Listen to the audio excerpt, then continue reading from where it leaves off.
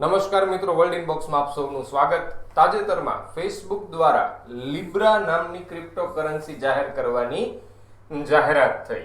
તો આપણે તેના વિશે વધુ માહિતી મેળવીએ કે ફેસબુક આ લિબ્રા નામની ક્રિપ્ટોકરન્સીને 2020માં લોન્ચ કરશે તેવી જાહેરાત કરી છે અને આ લિબ્રા વિશેની માહિતી પણ ફેસબુકે અવેલેબલ કરાવી છે. લિબ્રાને ફેસબુકના જ વોલેટ એવા કેલિબ્રા પરથી આપણે તેનો ઉપયોગ કરી શકશું.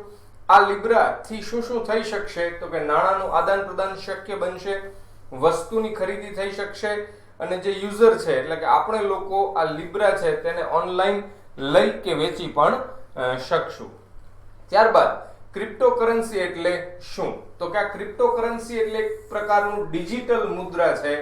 ડિજિટલ મુદ્રા હોય એટલે આપણે તેને ટચ કરી શકતા નથી. જેમ કે તમારી પાસે 1 રૂપિયો, 2 રૂપિયા, 5 રૂપિયાનો સિક્કો અથવા તો નોટ હોય તો તેનું આપણે તે ભૌતિક સ્વરૂપ છે, જ્યારે આ ડિજિટલ મુદ્રા છે એટલે કે માત્ર તેનો ઉપયોગ આપણે ઇન્ટરનેટ થકી જ કરી શકતા હોઈએ.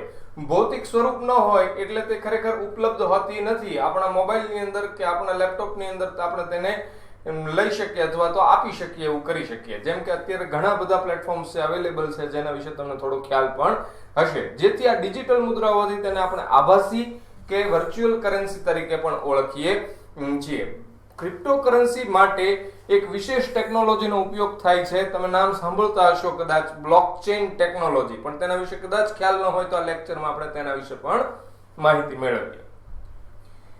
અન્ય બીજી કઈ ક્રિપ્ટોકરન્સી બજારમાં છે તો કે ભાઈ એક બિટકોઇન, ઇથેરિયમ, રિપલ, લાઇટકોઇન, મોનેરો, કાર્ડેનો વગેરે છે તે મુખ્ય ક્રિપ્ટોકરન્સી છે. બાકી તો આવી તો હજારોની સંખ્યાઓની અંદર ક્રિપ્ટોકરન્સી અત્યારે વૈશ્વિક ધોરણે પ્રાપ્ય છે. પણ તેમાંથી સૌથી વધુ ચર્ચાસ્પદ હોય તો તેવી કરન્સી ક્રિપ્ટોકરન્સી છે બિટકોઇન. આ બિટકોઇનને આપણે વિશ્વની પ્રથમ ક્રિપ્ટોકરન્સી માનીએ છીએ, જેની શરૂઆત 2009માં થઈ હતી. અને આ બિટકોઇનને શરૂ કરવાનો દાવો એક વ્યક્તિએ કરેલો હતો, જે નામ છે સાતોશી નાકામોટા. પણ આપણે હજી આ વ્યક્તિ છે તેને દાવો કર્યો હતો કે મેં બિટકોઇન શરૂ કરેલું, પણ તેને ધ્યાને લઈ શકીએ નહીં.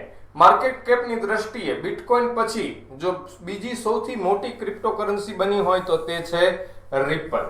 એવી જ રીતે ક્રિપ્ટોકરન્સીને માન્યતા આપનારો પ્રથમ ટાપુ દેશ છે માર્શલ ટાપુ, અને ક્રિપ્ટોકરન્સીને સત્તાવાર રીતે લોન્ચ કરનારો વિશ્વનો પ્રથમ દેશ છે વેનેઝુએલા. વેનેઝુએલા પેટ્રો નામની ક્રિપ્ટોકરન્સી લોન્ચ કરી હતી અને ત્યારબાદ આપણે જોયું કે વેનેઝુએલાની અંદર એક નાણાકીય સંકટ પણ ઊભું થયું હતું અને તેઓએ પણ આપણા ભારતની સાથે નોટબંધી જેવી જાહેરાતો કરી હતી, પરંતુ ત્યારબાદ તેને પરત ખેંચી લેવી પડી હતી. તો આ જે લિબ્રા નામની ક્રિપ્ટોકરન્સી જાહેર કરવાનું છે ફેસબુક, તેના વિશે માહિતી મેળવીએ તો માર્ક ઝુકરબર્ગના નામથી તો આપણે પરિચિત છે કે તેઓ તેમના સ્થાપક છે, પણ અન્ય સાથીઓ છે એદુઆર્દો સેવરિન, એન્ડ્રુ મેકોલમ, ડસ્ટિન મોસ્કોવિટ્સ અને ક્રિસ હ્યુઝ, જેને પણ આપણે યાદ રાખવા જરૂરી છે. આ માર્ક ઝુકરબર્ગ અને તેના સાથી મિત્રો દ્વારા 4 ફેબ્રુઆરી 2004ના રોજ ફેસબુકનો પાયો નખાયો હતો. તેનું વડુ મથક, ફેસબુકનું વડુ મથક છે તે અમેરિકાના કેલિફોર્નિયાના મેન્લો પાર્કની અંદર આવેલું છે. તો સામાન્ય રીતે મેન્લો પાર્ક આપણને ન પૂછાતો હોય, પણ આ કેલિફોર્નિયા આપણા માટે અહીં અગત્યનું બની જશે. તેમાં પણ અમેરિકાના કેલિફોર્નિયાના મેન્લો પાર્કમાં એમ કહેવાય કે 1 હેકર વે છે, તેમાં આ ફેસબુકનું વડુ મથક આવેલું છે. ફેસબુકની સબસિડરી કંપનીઓ એટલે કે આ ફેસબુકે જે કંપનીઓને હસ્તગત કરી છે તેવી કંપનીઓમાં ઇન્સ્ટાગ્રામ, વોટ્સએપ, ઓક્યુલસ અને કેલિબ્રા છે કે જેને ફેસબુકે પોતાના હસ્તગત કરી લીધેલી છે. તો આ જે ક્રિપ્ટોકરન્સીમાં બ્લોકચેન ટેકનોલોજીનો ઉપયોગ થાય છે, આ બ્લોકચેન ટેકનોલોજી શું છે તો એમાં એક સૌથી અગત્યનો શબ્દ છે ડિસેન્ટ્રલાઇઝ ડેટાબેઝ નો આ બ્લોકચેન ટેકનોલોજીમાં ઉપયોગ કરવામાં આવે છે. અને આપણે અહીં ખાસ યાદ રાખશું, જેમ કે આપણે એમ વાત કરીએ કે આપણે જે કોઈ પણ પરીક્ષાનું ફોર્મ ભરીએ તો એની માટે આપણે એક ડેટાબેઝ બનાવેલો હોય. આ ડેટાબેઝની અંદર આપણું નામ, સરનામું કે અન્ય આપણી ઘણી બધી વિગતો છે તે એક સાથે અવેલેબલ હોય છે. જેમ કે આપણું નામ લખતા હોય ત્યારે આપણે આપણું નામ લખતા હોય, પિતાનું નામ લખતા હોય, આપણી સરનેમ લખતા હોઈએ. તો જો કોઈ હેકર છે તે આ એક ડેટાબેઝ છે તેને હેક કરી લે તો એને સંપૂર્ણ જેટલા લોકોએ ફોર્મ ભર્યા તેની વિગતો છે તે મળવાપાત્ર થઈ જશે. પણ આ બ્લોકચેન ટેકનોલોજીમાં તેના સ્થાને શું કરવામાં આવે છે તો કે નામ છે તે નોડ એ નામના ડેટાબેઝની અંદર નાખવામાં આવ્યું. આપણા પિતાનું નામ છે તે નોડ બી માં મૂકવામાં આવ્યું. આપણી સરનેમ છે તે નોડ સી નામના ડેટાબેઝમાં રખાય અને આપણી બર્થ ડેટ છે તેને નોર્થ ડી, અને આવું તો ઘણું બધું જુદા જુદા ડેટાબેઝની અંદર કટકે વિગતો ઉમેરાય.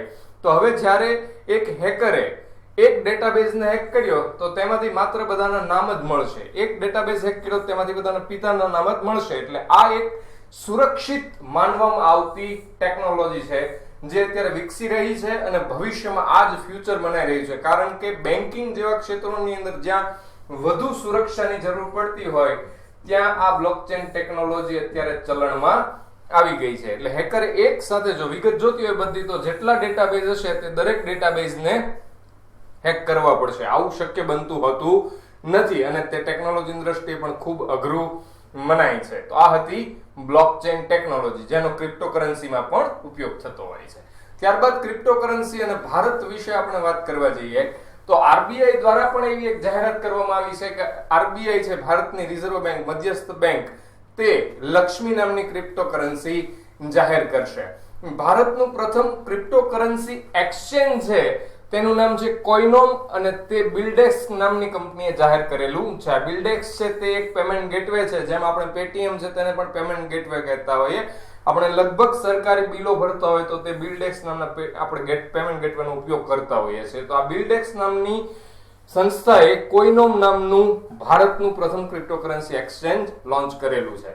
ક્રિપ્ટોકરન્સી બિટકોઇન રિલેટેડ ગુજરાતમાં ગેરકાયદેસર તેની લેવેચનો એક ગુનો પણ નોંધાયો, જે ગુનો સુરતના સરથાણામાં નોંધાયો હતો. અને એવી જ રીતે રિલાયન્સ જીઓ છે તે જીઓએ પણ જીઓ કોઈન નામની એક ક્રિપ્ટોકરન્સી શરૂ કરવાની જાહેરાત કરેલી છે. તો આ વિગત હતી કે જે ફેસબુકે લિબ્રા નામની ક્રિપ્ટોકરન્સી જાહેર કરવાની વાત કરી. તો આગામી પરીક્ષામાં આપણને આમાંથી કોઈ પ્રશ્ન થઈ શકે અથવા એવો પણ પ્રશ્ન થઈ શકે કે લિબ્રા ક્રિપ્ટોકરન્સી કઈ કંપનીએ જાહેર કરવાની જાહેરાત કરેલી છે.